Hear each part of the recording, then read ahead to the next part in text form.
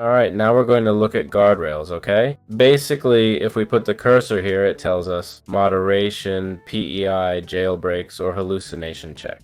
Hallucinations are when AI answers something unrelated to what you asked. For example, you asked the typical question, right?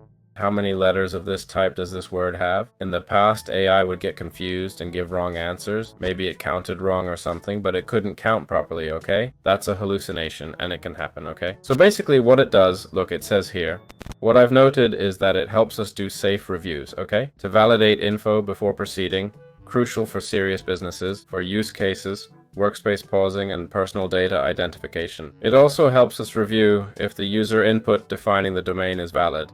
It's just for technical issues and such, okay? So if we select the guardrail here, right? Here we have the name, we can add an input, okay? Input as text is basically what it'll receive here, got it? What we'll put here is new note.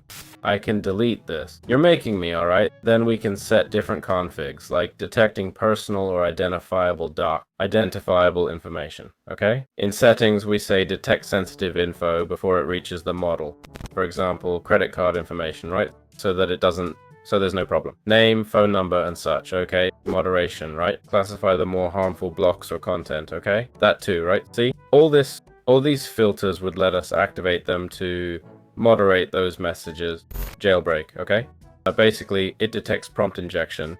Well, it means they could put us in jail, right? I'm understanding. We have a model to review rules and ensure we're not causing any crazy hallucinations, okay? And continue on error. It says, when enabled, you can define an error path, okay? And if guardrails finds errors, okay? Like, hey, this might be illegal in the person's country, right? Even if it's legal in yours, it might be illegal in their country. Well, error. I'll stop. If you say continue on error, you're basically removing the filter, right? You can say continue on error, and if it's an error, run it through the agent as a corrector, okay? So it's interesting too, okay? So that's how guardrails work, which is pretty interesting.